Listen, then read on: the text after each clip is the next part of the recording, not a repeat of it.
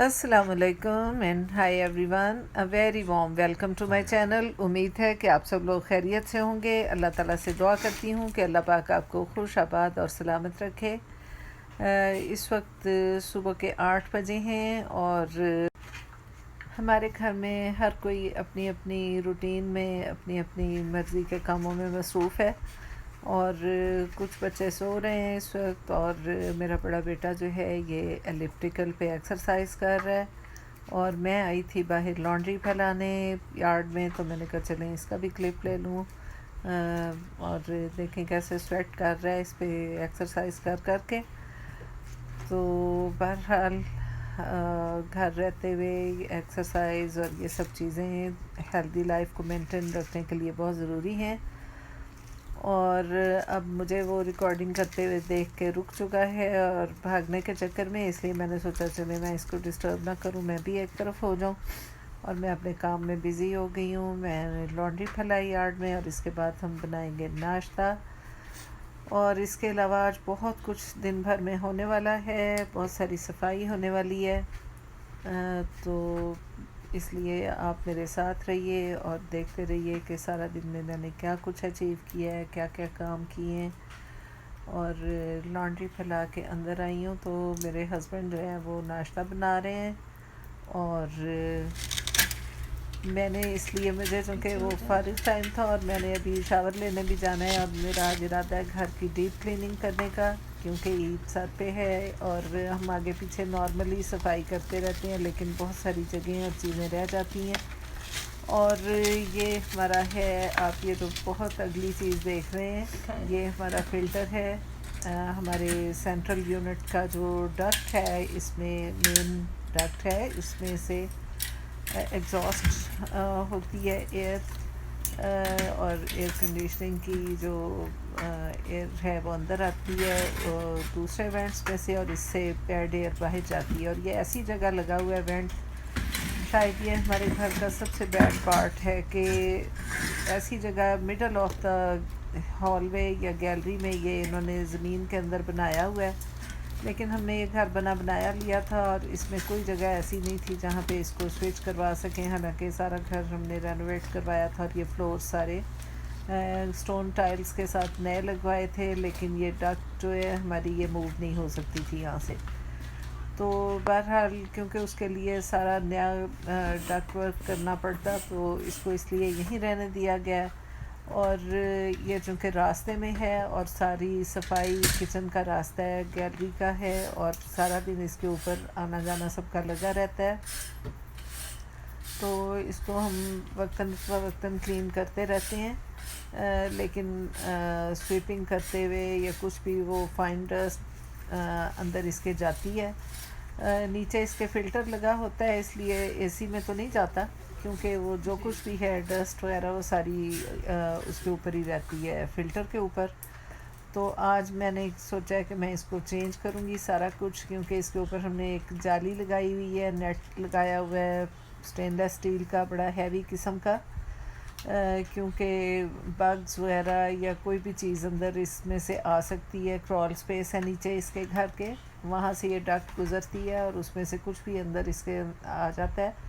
तो उन चीज़ों को रोकने के लिए हमने ये स्टेनलेस स्टील की जाली लगाई है, ताकि घर के अंदर कोई चीज़ ऐसी जैसे माउस वगैरह या कुछ भी चीज़ें आती हैं तो वो ना आ सकें। तो हमेशा हमने जितने भी घर में एसी के वेंट्स हैं उनके अंदर ये नेट लगाया हुआ है, क्योंकि शुरू में जब हमने घर लिया था तो इस किस्म की चीज़ों का प्रॉब्लम था। बाद में हमने फिर इन सब जालियों को, इन डक्ट्स को हमने कवर किया है स्टेनलेस स्टील की जाली लगा के। अब तो खैर मार्केट में अवेलेबल भी हैं इस किस्म की चीज़ें, लेकिन जो हमारे घर की इनका वेंट्स का साइज़ है वो बाज़ार में अवेलेबल नहीं है हार्डवेयर स्टोर पे, तो हमें हमेशा ये ख़ुद करना पड़ता है। और कुछ अरसे में ये जाली जो है ये टूटने लगती है या ख़राब हो जाती है या मैली हो जाती है, तो फिर मैं इसको उतार के चेंज करवाती हूँ। तो आज इस काम को करने वाले थे मेरे बेटे या हस्बैंड कोई भी, तो वो मैंने सोचा कि चले मैं सफाई कर रही हूँ तो मैं ख़ुद इसको कर लूँ। तो अक्सर आपको मेरे हाथों पे कोई ना कोई चोट या दाग धब्बा नज़र आता है, तो वो इसी किस्म के कामों का रिज़ल्ट होता है, क्योंकि मेरे अंदर भी एक छोटा मोटा मिस्त्री छुपा हुआ है जो इस तरह के काम मुझे बहुत अट्रैक्ट करते हैं, और मैं करती रहती हूँ रोकने के बावजूद। मुझे मेरे हस्बैंड काफ़ी रोकते हैं कि ना करो ये काम, कोई ना, और करते भी हैं, ये नहीं कि सिर्फ मैं ही करती हूँ, लेकिन ये है कि मुझे होता है कि मैं कभी इस तरह के काम जो है ना, मुझे यही लगता है कि जैसे मैं उनसे ज़्यादा बेहतर ये कर लूँगी, इसलिए मैं शुरू हो जाती हूँ। और उसके बाद इसके लिए उन्होंने मेरे हस्बैंड ने जाली वगैरह काट के दी, क्योंकि वो लेके आए थे जो लोहा काटने वाली होती है, सीजर्स या जो भी उसको बोलते हैं, तो उससे ये जाली काटी है, और इसको मैं हाथ से मोड़ मोड़ के वेंट के ऊपर चढ़ा रही हूँ। और क्योंकि ये काफ़ी ज़्यादा बहुत हार्ड ये स्टेनलेस स्टील की जाली है, ये ऐसी नहीं है आम नरम वाली जाली के इजीली मोल्ड हो सके, तो काफ़ी मैंने इसको ज़ोर लगा के इसके एजेस जो हैं वो बेंड किए हैं, तो अल्हम्दुलिल्लाह बहुत आराम से सारा काम ये हो गया था। और मैंने इसका अंदर से एसी का जो फ़िल्टर है वो निकाल के फेंक दिया, और नया फ़िल्टर अभी आने वाला है, इसलिए मैं टेम्परेरीली इसको ऐसे ही रख दूँगी, और अभी जाके कोई ना कोई जाके ले आएगा फ़िल्टर और उसको लगाएंगे, क्योंकि फ़िल्टर के बगैर तो 2 मिनट भी ये नहीं छोड़ा जा सकता इस तरह, क्योंकि ये गैलरी का रास्ता है और हर वक्त इसके ऊपर से सब लोग गुज़रते हैं। तो बहरहाल ये काम भी हो गया अल्हम्दुलिल्लाह। और आप सब लोग सोचते होंगे कि मैं कैसे कैसे अजीब अजीब काम करती रहती हूँ, तो जी हाँ, ये अमेरिका है, यहाँ पे आदमी औरत या इन चीज़ों में कामों में कोई फ़र्क नहीं होता, और हर काम हम आदमियों पे छोड़ के बैठे रहें तो घर बहुत बिहाइंड हो जाता है, हमें करना पड़ता है। और अमेरिकन लेडीज़ तो खैर उनका तो कहना ही क्या, वो तो बिल्कुल मर्दों के बराबर काम करती हैं, लेकिन हमारी देसी ख़वातीन भी यहाँ अमेरिका में रहते हुए काफ़ी ज़्यादा वो इन कामों में हो जाती हैं माहिर।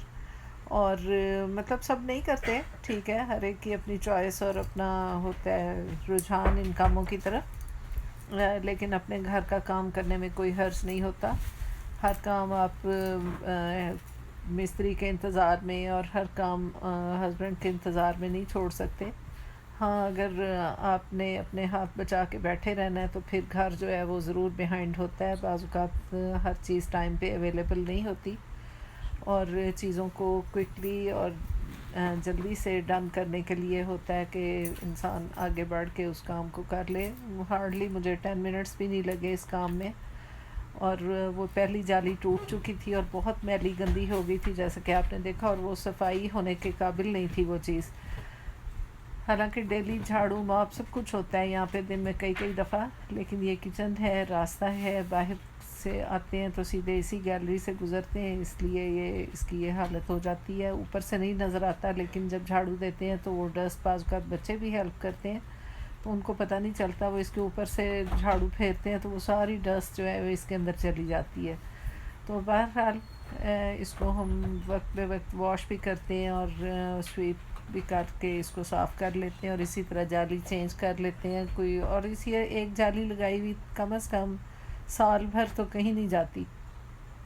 तो साल के एक हिस्से में हम ये हमारा जो बड़ा सेंट्रल एयर कंडीशनिंग का यूनिट है उसकी ये डक की जाली जो है हम साल में एक दफ़ा ज़रूर चेंज करते हैं, ताकि वो साफ़ सुथरी नज़र आए और साफ़ रहे। तो बहरहाल ये काम भी हो गया। इसके बाद मैंने बाथरूम की सफाई और घर के दूसरे हिस्सों की सफाई शुरू की, और बाकी हिस्से तो मैंने लास्ट टाइम वीडियो में आपको दिखा दिए थे कि किस तरीके से मैंने लिविंग रूम और घर के बाकी हिस्सों की सफाई करती हूँ। तो आज मैं सारे घर का तो नहीं दिखा सकती कि वीडियो बहुत ज़्यादा लंबी हो जाएगी, तो मैं सिर्फ आपको दिखाऊंगी इसका बाथरूम की क्लीनिंग आज, और बाथरूम का भी मैंने सिर्फ वैनिटी और सिंक वगैरह सिर्फ उसी का दिखाऊंगी। मुझे बिल्कुल वीडियोस में अच्छा नहीं लगता कि कमोड को धोते हुए दिखाया जाए, और वो मैंने किया तो ज़रूर था, लेकिन टब और कमोड वगैरह भी सारा स्क्रब और साफ़ किया, लेकिन वही बात के सब कुछ नहीं दिखाया जाता। तो मैंने ये आपको अपनी वैनिटी और इसकी सफाई कि मैं किस तरह अपने बाथरूम की मेरी क्लीनिंग रूटीन क्या है, तो वो मैं दिखा रही हूँ। और ये मैं हमेशा शावर लेने से पहले, जब भी मैं शावर लेने जाती हूँ, तो मैं पूरा बाथरूम जो है A to Z कम्प्लीटली इसको साफ़ करती हूँ एवरी सिंगल डे।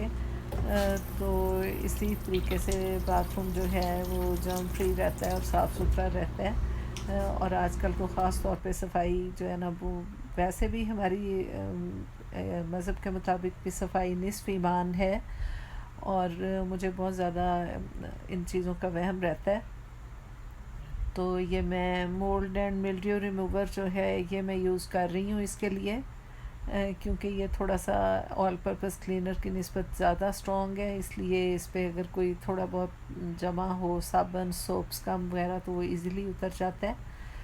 और ये मैंने उसको स्प्रे करके 10 मिनट छोड़ दिया था, और उसके बाद मैं इसको वाइप कर रही हूँ हर चीज़ को।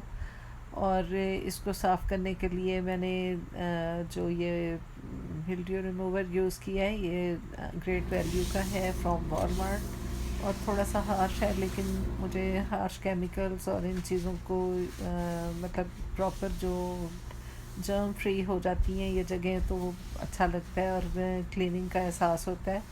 और इसको सबसे पहले मैं चीज़ें रिमूव करूँगी वैनिटी से सब कुछ, और उसके बाद मैं इनको मोल्ड एंड मिल्ड्यू रिमूवर डाल के मैंने अच्छी तरह से इसको साफ़ किया है। और इसके सिंक के एजेस पे ना बहुत जल्दी ऐसे रस्टी से स्टेन पड़ने शुरू हो जाते हैं। ये लाइम स्टोन का है काउंटर, और ज़रा सा इस पर अगर थोड़ी देर कोई चीज़ पड़ी रह जाए, जैसे बच्चे अपनी शेवर्स और ऐसी चीज़ें रख देते हैं, तो वो जैसे ये आप लेफ़्ट साइड पे देखते हैं तो फ़ौरन इस पर रस्ट आने लगता है। इसलिए मैं ये केमिकल वाला स्प्रे यूज़ करती हूँ ताकि अच्छे से ब्लीच से हर चीज़ साफ़ हो जाए। और ये मैंने एजेक्स पाउडर डाल के इसका सिंक वॉश कर रही हूँ और अच्छे से स्क्रब कर रही हूँ। और इस दौरान मैंने जो है नलका और हर चीज़ को वाइप किया है, और मैंने अपना लेफ़्ट हैंड क्लीन रखा हुआ है। आप देखते होंगे कि मैं नलके को साफ़ कर रही हूँ।